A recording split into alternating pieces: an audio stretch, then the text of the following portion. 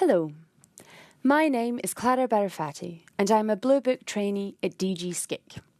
I will start my speech now. Ladies and gentlemen, I grew up with a deep passion for music. I started off singing in choirs when I was a child. Then I began playing in orchestras and learning the piano. I then went to university to study classical music, and it was a wonderful experience.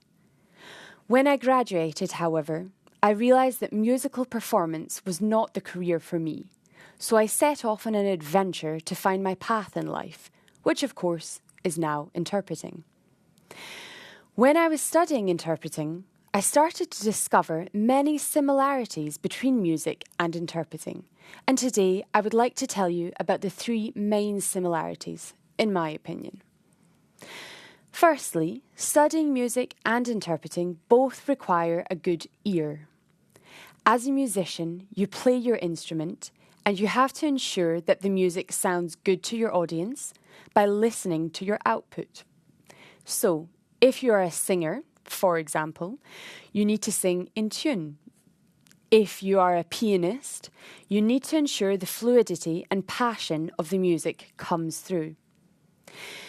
Similarly, as an interpreter, you need to listen to the input and ensure that your output flows well, that your tone of voice is nice to listen to, and that your interpretation is pleasant for your audience.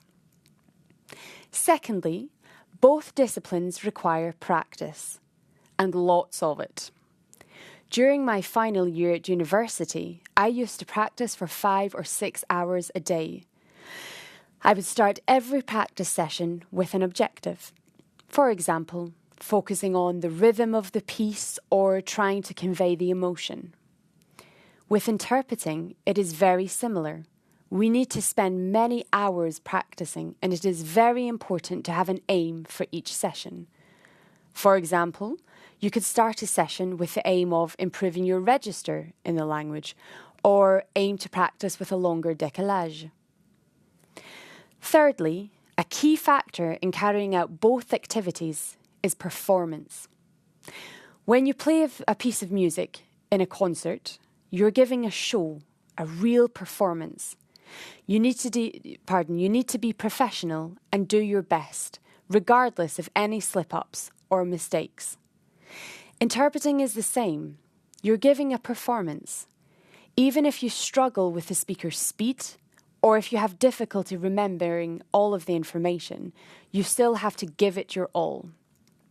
For music and interpreting, your aim is to convey the information, so the piece of music or the speech, so that the listeners understand. And in both, you cannot let your audience know if you're finding it hard. You have to be professional. For me, these are the three principal similarities between music and interpreting. I know there are many more, however, I don't have time to go into detail.